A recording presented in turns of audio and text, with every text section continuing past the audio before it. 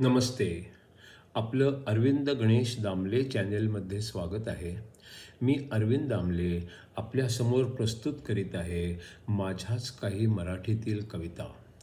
हा आहे ह्या कवितांच्या सत्राचा 467वा भाग. या आपल्याला पसंत पडल्या तर ह्या चॅनेलला सबस्क्राईब करा, लाईक करा, शेअर करा आणि बेल आयकॉन दाबायला विसरू नका. पहिली मराठीतील कविता आहे.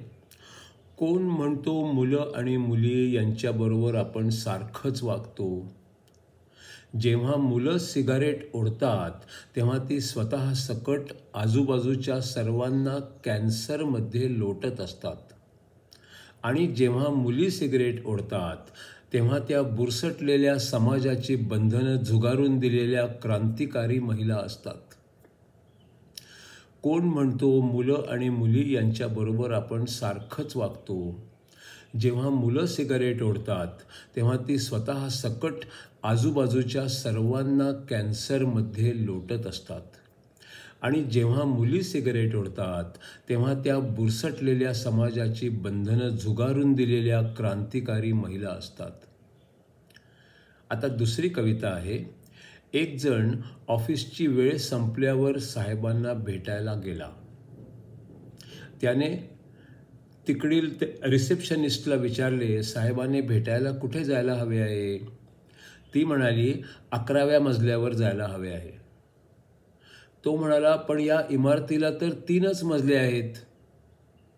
ती म्हणाली, मला वाटतंय की आता साहेबांनी 11व्या मजल्यावरच जायला हवे आहे आणि मग साहजिकच तुम्ही पण 11व्या मजल्यावरच जायला हवे आहे. माझी ड्युटी आता संपलेली आहे. मी माझ्या घरी जाते आहे. एक जण ऑफिसची वेळ संपल्यावर साहेबांना भेटायला आला. त्याने रिसेप्शनिस्टला विचारले, साहेबांना भेटायला कुठे जायला हवे आहे? ती म्हणाली, 11व्या मजल्यावर जायला हवे आहे. तो म्हणाला, पण ह्या इमारतीला तर 3च मजले आहेत. ती म्हणाली, मला वाटतंय की आता साहेबांनी 11व्या मजल्यावर जायला हवे आहे आणि मग साहजिकच तुम्ही पण 11व्या मजल्यावरच जायला हवे आहे. माझी ड्युटी आता संपलेली आहे. मी आता घरी जाते आहे. आता तिसरी कविता आहे. शंकराचार्य रचित विवेक चूडामणी ह्या ग्रंथावर आधारित 13वा भाग. कधी कधी स्वातंत्र्य वैराग्य दाखवण्यासाठी असते. ते खरे नसते, फक्त दाखवण्यापुरतेच असते. कधी कधी स्वातंत्र्य वैराग्य दाखवण्यासाठी असते. ते खरे नसते, फक्त दाखवण्यापुरते असते. त्याची शांती पण खरी नसते, वरवरचीच असते.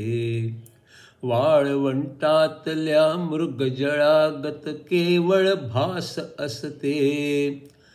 त्याची शांती पण खरी नसते, वरवरचीच असते. वाळवंटातल्या मृगजळागत केवळ भास असते. जवळ जाता मृगजळ सुद्धा नाहीसे होऊन जाते. थोडे काही घडले तर शांतीही निघून जाते. जवळ जाता मृगजळ सुद्धा नाहीसे होऊन जाते. थोडे काही घडले तर शांती पण निघून जाते. कशाच्याही कुणाच्याशी अतूट बंधन राहते. मग वैराग्य आणि विवेक अशक्य होऊन बसते. कशाच्याशी कुणाच्याशी अतूट बंधन राहते. मग वैराग्य आणि विवेक अशक्य होऊन बसते. साऱ्या गुणांमध्ये केवळ भक्तीच मदत करते. आत्म्याच्या शोधाकरता ही भक्तीच मुख्य असते. साऱ्या गुणांमध्ये केवळ भक्ती भक्तीच मदत करते. आत्म्याच्या शोधा करताही भक्तीच मुख्य असते. आतमध्ये जो आत्मा त्याचा शोध घ्यायचा असतो. कोणी त्या आत्म्याला ईश्वर हे नाव देतो. आतमध्ये जो आत्मा त्याचा शोध घ्यायचा असतो. कोणी त्या आत्म्याला ईश्वर हे नाव देतो. अपरिमित प्रेम कोणाविषयी ती भक्ती असते. ईश्वराशी जोडून घेणे स्वतःला ती पण भक्ती असते. अपरिमित प्रेम कोणाविषयी ती भक्ती असते. ईश्वराशी जोडून घेणे स्वतःला ती पण भक्ती असते. खरे तर इतके प्रेम स्वतःच्यावरच असू शकते. मग आत्म्याचे परमात्म्याचे स्वरूप एकच होते. खरे तर इतके प्रेम स्वतःच्यावरच असू शकते. मग आत्म्याचे परमात्म्याचे स्वरूप एकच होते. किंवा आत्म्याचा शोध हीच भक्ती होऊ शकते.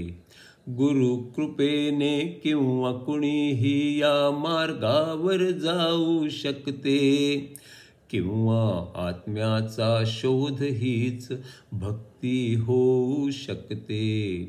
गुरु कृपेने किंवा कुणीही या मार्गावर जाऊ शकते. देहासंबंधी विचार सोडणे ही गुरुकिल्ली असते. गुरुच्या सल्ल्याने हेच करणे शक्य होते. देहासंबंधी विचार सोडणे ही गुरुकिल्ली असते. गुरुच्या सल्ल्याने हेच करणे शक्य होते. आत्मा तर असतो पण त्याची जाणीव कोणा नसते. मी शरीर हा विश्वास आत्म्याचे पांघरुण असते.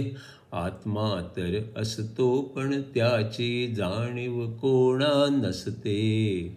मी शरीर हा विश्वास आत्म्याचे पांघरुण असते. पांघरून टाकून दिले तर आत्मा आतच आहे कळते. तोवर तो आहे याची जाणीवही नसते. पांघरून टाकून दिले तर आत्मा आत आहे कळते. तोवर तो आहे याची जाणीवही नसते.